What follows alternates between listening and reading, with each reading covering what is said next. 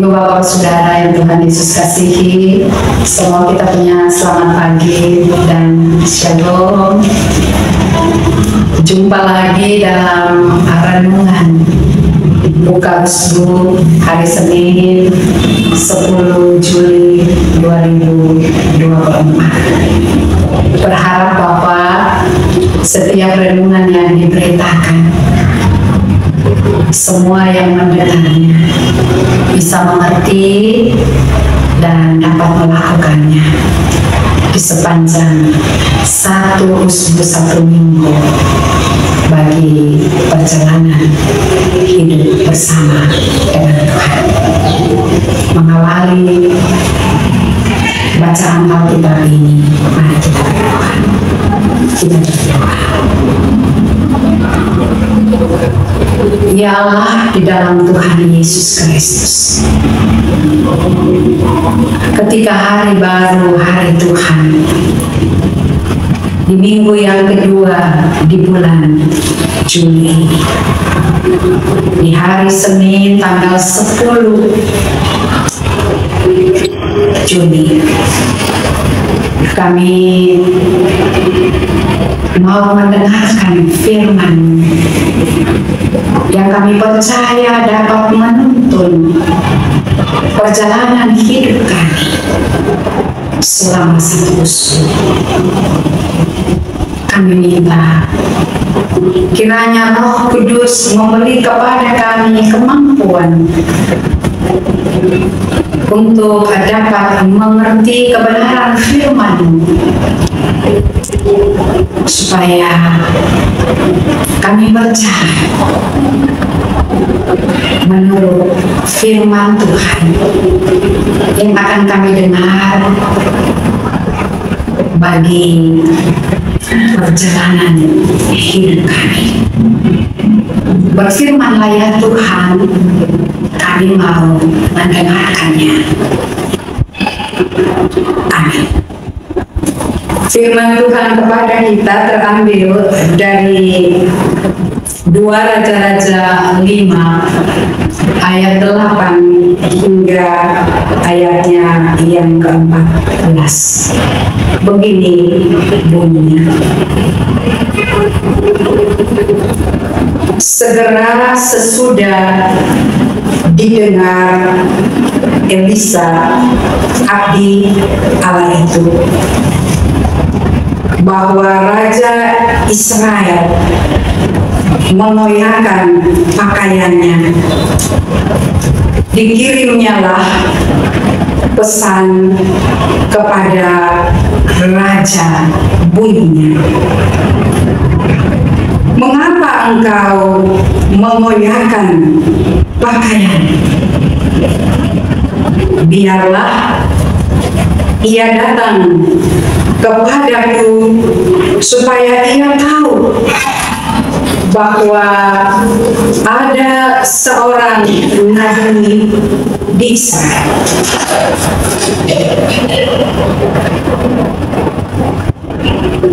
Kemudian datanglah Naaman dengan kudanya dan keretanya, lalu berhenti di depan pintu rumah Elisa. Elisa menyuruh seorang suruhan kepadanya mengatakan, pergilah mandi 7 kali dalam sungai Yordan, maka tubuhmu akan pulih kembali sehingga engkau menjadi tahir. Tetapi pergilah Naaman dengan gusar sambil berkata, aku sangka bahwa setidak-tidaknya ia datang keluar dan berdiri memanggil nama Tuhan Allahnya, lalu menggerak-gerakkan tangannya di atas tempat penyakit itu, dan dengan demikian menyembuhkan penyakit bisu. Bukankah Abana dan Parpar, sungai-sungai Damsyik lebih baik dari segala sungai di Israel? Bukankah aku dapat mandi dan menjadi tahir? Kemudian berpalinglah ia dan pergi dengan panas hati. Tetapi pegawai-pegawai datang mendekat serta berkata kepadanya, "Bapa, seandainya nabi itu menyuruh perkara yang sukar kepadamu, bukankah Bapa akan melakukannya?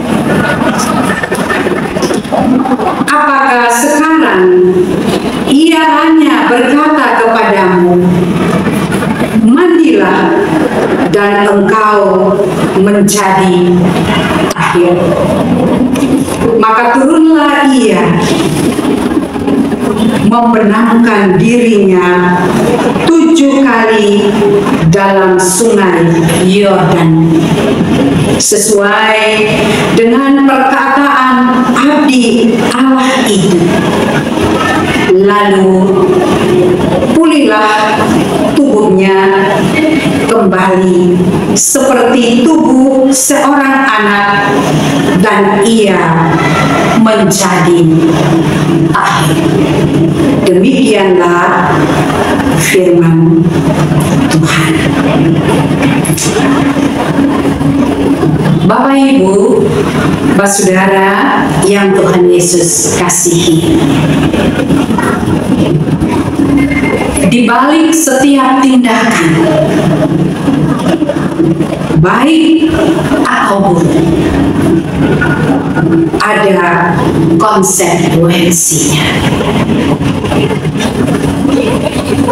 Demikian pula dengan ketaatan dan kesombongan. Ketaatan berujung pada hadirnya rahmat dan kasih karunia Allah. Sedangkan kesombongan mendatangkan malapetaka. Bacaan kita 2 Raja-Raja 5 ayat 8 hingga 14 menceritakan tentang Naaman, seorang panglima Aram yang baik hati. Allah Israel memberkatinya dalam setiap medan perang, walaupun ia berkebangsaan Arab. Namun, untuk apa semua ketenaran dan kekayaan itu? Apalagi Naaman menderita penyakit kusta. Di zaman itu, orang yang menderita sakit kusta tidak ada obat. Obat yang mampu menyembuhkan penyakit kusta itu. Satu-satunya cara dusta adalah kegigihan bertahan hidup sampai sakitnya itu tertolong sendiri. Bapak Ibu saudara-saudara yang Tuhan Yesus kasihi, tidak diduga oleh Naaman, salah satu pelayannya memberi informasi bahwa Nabi Elisa sanggup menyembuhkan penyakit kusta. Informasi itu menimbulkan harapan di hati Naaman bahwa ia pasti sembuh. Tanpa berpikir panjang, Naaman berbenah diri, pamit kepada rajanya untuk berobat ke Samaria.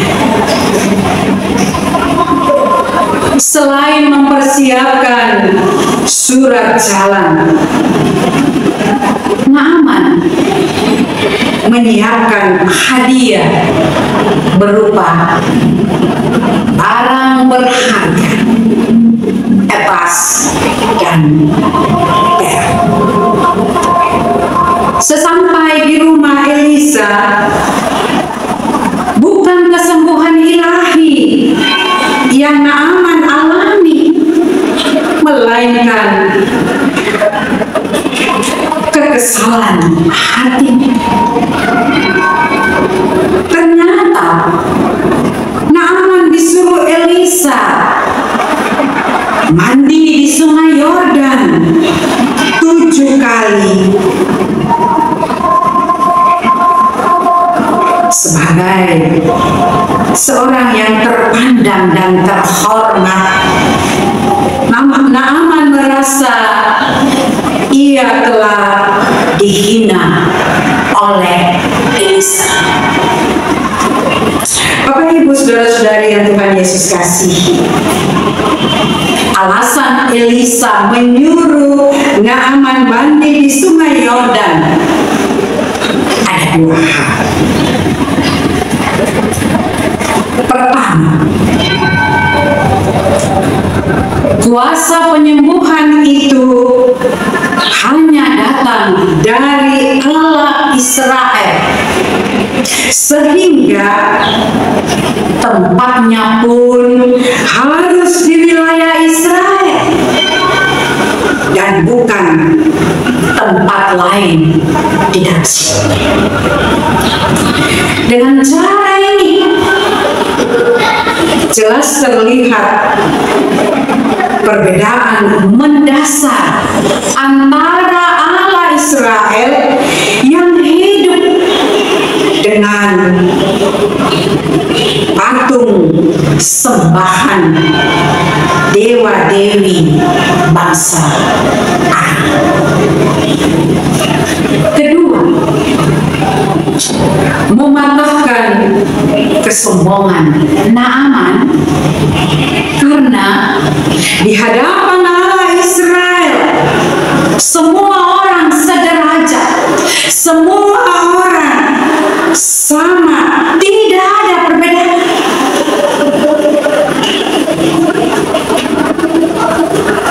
Tidak ada perbedaan di antara sesama orang Israel. Untungnya akal Naaman masih sehat, sehingga ia mengikuti saran pegawainya.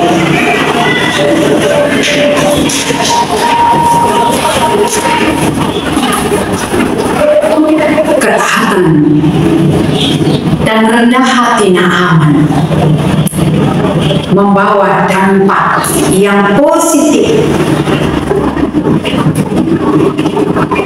Naaman menjadi sembuh dan dapat mengenal Allah Israel. Bapak Ibu, saudara-saudari yang Tuhan Yesus kasihi, dalam rahmat dan kasih karunia Allah, kehidupan kita penuh pemberontakan. Hanya ketaatan dan rendah hati semata hidup kita mendapat sentuhan Allah. Ketaatan dan kerendahan hati dibutuhkan oleh kita agar kita